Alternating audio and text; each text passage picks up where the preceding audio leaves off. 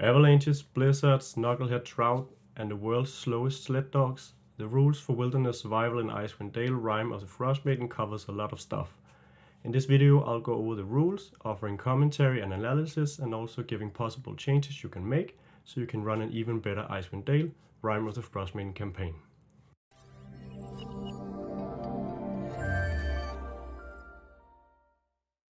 We've already covered the adventure's overall story and structure, as well as the adventure's background and some things you may want to be aware of so you can foreshadow them early, as well as how you prepare your players to play in the campaign. So now the final thing we need to look at before we can head into chapter 1, the wilderness survival rules. So the first thing we have a rule for in the book are avalanches. These are rock slides, but with snow and ice of course, that the characters can trigger when they travel in the mountains. There's even a mechanic for it, which we'll cover in the wilderness survival section on mountain travel. As described in the book, the rules for an avalanche is that you decide how big, how wide and long and thick the avalanche is, and then also how far away it starts. When the avalanche starts, it then moves 300 feet on initiative 10 and 0, and the characters can use their turns to try and evade the avalanche by running to the sides or using magic to fly up and so on. When a character is hit by an avalanche, it will travel with the avalanche toward the bottom, taking 1d10 bludgeoning damage or half as much if it can succeed on a DC 15 strength throw each time the avalanche moves. This means that if caught 1,000 feet above the ground, a character will have to make 3 or 4 strength saving throws, taking up to 1d10 damage each time it fails this saving throw. At the end, they'll be buried in the snow where they can try to extricate themselves but only have 3 attempts to do so. If they are stuck for 5 minutes, they'll suffer a level of exhaustion and so on. Another character can spend a minute to extricate a character that is buried in the avalanche. You decide how wide the avalanche is and how far away it is. So if you have a very wide avalanche, 1,000 feet wide avalanche that is 100 feet away, everyone is going to get caught. But if you have a 100 feet wide avalanche that is 1,000 feet away, no one is going to get caught. Additionally, you also decide how much damage it deals, as you decide how far it has to travel after it hits the characters. In the end, I don't think this makes for the most exciting avalanche rules, because you basically determine what happens. You can just make an avalanche as wide as you want and as far away or as close as you want, and that will determine how badly the characters fare. There's very, very little skill or luck involved. The only time you'll use actual skill checks is to determine exactly how much damage you take. But again, you can just reduce or increase the damage by making it further or longer away. And then you have to, of course, extricate yourself. And this is it feels like an either or scenario where either you die of exhaustion because there's no one to help you, or you get out pretty quickly and without issue. What I think I would do instead is run the avalanche as a skill challenge. This is something I've described in detail in our DM's resources, which are linked below, but that I'll also quickly go over here. In essence, the skill challenge is something we have heard about in earlier editions of D&D, but it's a pretty easy concept, so don't worry if this is the first time you hear about it. Basically, you set a DC for the skill challenge, which could be 10 for an easy challenge, 13 for a medium challenge, or 15 for a hard challenge. You then have the characters roll 3 skill checks. They'll start by rolling a wisdom perception check to see if they notice the avalanche or how fast they notice it. You will then have them roll a dexterity acrobatics check and a strength athletics check to determine how well they manage to get out of the way of the avalanche. This isn't a movement-based thing. This is more of a cinematic approach where they can describe to you how they grab onto a tree or dive behind a boulder or climb up into climb off the cliffside or jump back behind cover. In any event, how many successes they have on these 3 skill checks will determine what happens to them. On 3 successes, they're perfectly fine. They can stay where they are, nothing happened. On 2 successes, they'll take 1d10 damage, but otherwise be unharmed. On only 1 success, they'll take 2d10 damage and be swept away with the avalanche being partially buried at the end.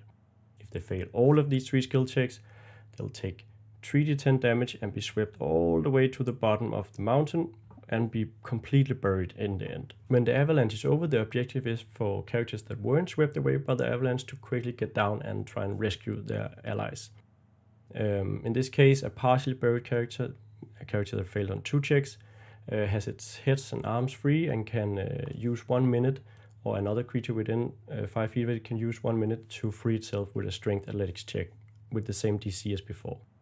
Or the character is completely buried and must make a DC Constitution saving throw at the end of each minute, suffering exhaustion on a failure. A buried creature cannot extricate itself unless it has magic or other features that can aid it, And other creatures can locate this creature by spending 1 minute and succeeding on a wisdom perception check and then using a strength athletics check to pull the creature free.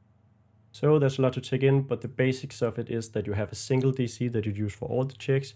You then make some checks to determine how well the characters do against the Avalanche. And then you have some more checks within a similar time frame. You're working in minutes to try and see how many levels of exhaustion a character will have before it is extricated. This makes for a much more exciting and dynamic scenario where you don't just determine what will happen, more or less, as with the current rules. Alright, next up are blizzards.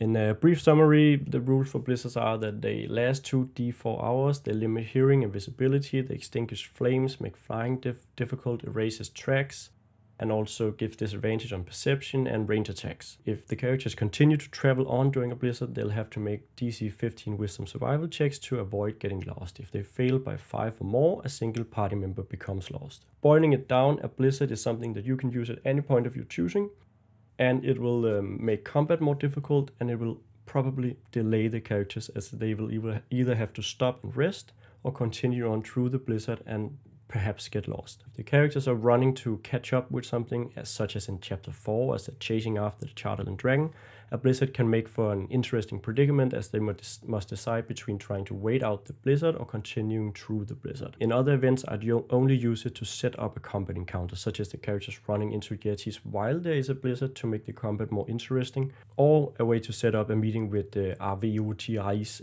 or however you say that dragon's name, which has a cool little encounter that can happen during a blizzard. Moving on, we also have the rules for extreme cold. These are the same rules as are in the Dungeon Master's Guide.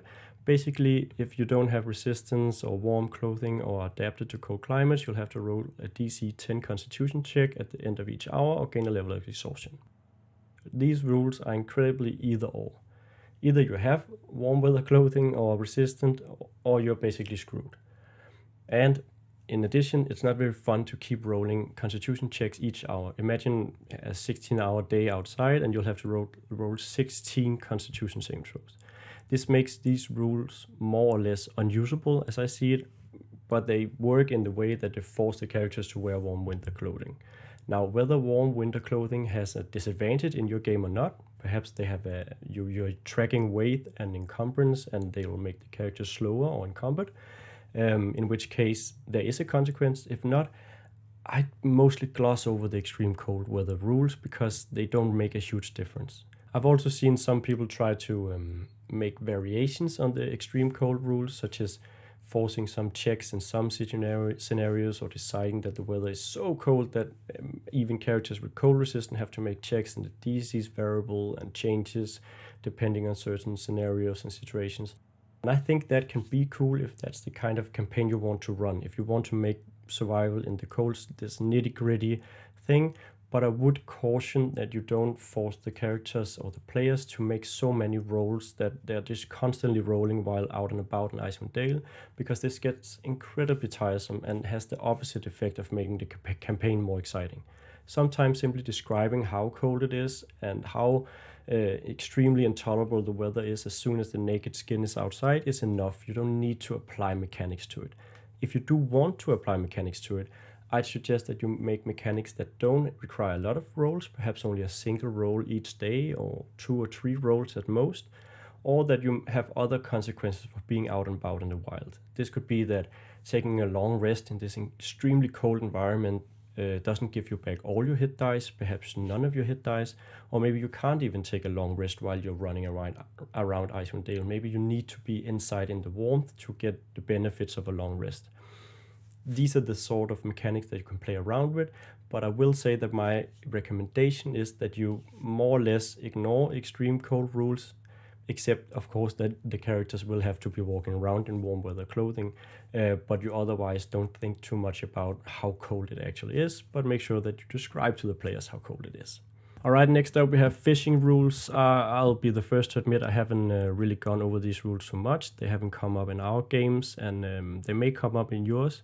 In the end, these aren't rules that I would want to have remembered, because you can just look them up when you need them. And I don't think that, I think that they're fine as they are, but they're not really important either. These are the sort of mechanics where you can discuss, do you really need mechanics for it? But when you need them, it's good to have them. Moving on, we also have mechanics for Frigid Water. These rules are quite lenient, as the character can stay in the frigid water for a number of minutes up to the Constitution score before they have to roll DC 10 Constitution saving throws to avoid gaining a level of exhaustion each minute. This makes it so that the rules are basically not an issue as long as you have allies nearby, because you'll always be able to get out of the water and get into warm clothes fast enough. It does mean that they have an impact during Chapter 5, where there may be some underwater diving near Aurel's Island, but beyond that, it basically makes Frigid Water sort of a non-threat. And that's perfectly fine and probably decently realistic, because in the real world you would be able to go on as before, as long as you've gotten into dry and warm clothes within half an hour or so. In the end, if you want to make the rules more dangerous, you could say that the water in Icewind Dale is so cold that the characters begin suffering exhaustion after the first minute, and the characters would probably still be fine as long as they always have an ally or friend nearby to quickly get them into warm clothes, but it would make it so that falling into frigid water, it would take a few minutes to get out and get into new clothes, and that could have an impact on the adventuring day as the characters suffer a level of exhaustion or two. Next up we have Illumination. This is a very distinctive feature of Icewind Dale. It's almost completely dark all the time, which means that only from 10 a.m. to 2 p.m. and then during the night when Aurel is in the sky casting her spell or there's a moon out is when you will have dim light. The rest of the time you're in complete darkness. This is important to keep in mind and describe to the player so they know that they'll have to bring light sources if they don't have dark vision, and even if they do have dark vision, they'll only have a limited sight. Vision only extends up to 60 or 120 feet even with dark vision. So keep this in mind. This makes a more horror and isolated kind of feel to the campaign, and that's something the campaign really benefits from. Finally, we have the rules for Overland Travel, which are arguably the most important rules in the book. You'll constantly be using these rules to determine how quickly the characters can get from point A to B as they travel across Icewind Dale, and unfortunately I have one big issue with the rules as written. They are simply too slow. 1 mile per hour for a dog sled or half as much for a person wearing snowshoes is not realistic, and it will also make the chase of the dragon in Chapter 4 nearly impossible for the characters. So what I suggest you do is that you simply double these travel distances so that the characters can cover 1 mile with snowshoes on and dog sled can cover 2 miles. In addition, as written, the dog sled will have to rest for 1 hour after each hour of travel and also take a long rest, of course, which means that it'll only be able to travel 8 miles per day or 16 miles if you double the distance. What I suggest is that you take this a little less literal and make it so that dogs have to rest 1 hour per hour traveled, but this means that I can travel for 12 hours in a day and then rest 12 hours, making it so that I can actually cover 24 miles in a day if you double the travel distances per hour as suggested. This will make it much easier for you to run Chapter 4 without altering everything else, because the characters will then have a chance to catch up with the dragon if they're using a dog sled. In addition, these rules also don't cover axe-beaks, which are described in Chapter 1, so what I do is simply say that the axe-beaks can travel at the same pace as the dog sled, so you don't have to fiddle around with different numbers. Finally, we also have mountain travel, which will halve again the travel distance per hour. I think you should double this once more, so you can travel 1 mile in a dog sled per hour in the mountains. Then there's also a chance that the characters can get lost while traveling in the mountains. At the end of each hour, they'll have to make a wisdom survival check against a DC 15. On a failure, they lose 1 hour, and on a failure of 5 or more, they trigger an avalanche. These rules are pretty harsh. You have to roll each hour, and you could potentially trigger several avalanches in the day if you have to travel for several hours or even several days in the mountains. So what I suggest to avoid rolling 12 or 16 checks in a single day and triggering 4 or 5 avalanches is that you determine that each period of travel in the mountains up to a day is only 1 check. So if you have 4 hours of mountain travel, you're only checking once to see if you get lost. If you fail that check, you'll lose an hour and you have to make the check again until you succeed. So you could still lose 2-3 hours getting lost in the mountains each day, but you're not going to have to roll 8 or 12 checks potentially, because you'll hopefully succeed way before then. In addition, and even if you don't use that little adjustment here, triggering 3 or 4 avalanches in a single stretch of mountain travel simply stops being fun after a while. The first avalanche can be exciting and the second avalanche is okay, but once you've triggered your third or fourth avalanche, it just gets really tiresome. So what I'd suggest you do is that you limit it to 1 avalanche per day or 1 avalanche per getting lost, so you don't have characters being simply buried under avalanches all day long, as this is not fun and not realistic either. Alright, so this wraps up our video on the wilderness survival rules in Rime of the Frostmaiden. In our DM's resources for the adventure, which you can find on the DM's Guild or in a link in the description below, you can also get a cheat sheet with the rules as written or with our changes applied to them. In the next video in this series, I'll be taking a look at the first chapter of Icewind Dale Rime of the Frostmaiden, chapter 1, 10 towns, where we'll go over each of the 10 towns, giving some advice and a good overview of what's going on in the chapter. As always, I'd like to thank our patrons for the support, and if you want to join them, you can find a link to that in the description below as well. And if not, you can always just like and subscribe and follow along. We're glad to have you, and I'll see you in the next one.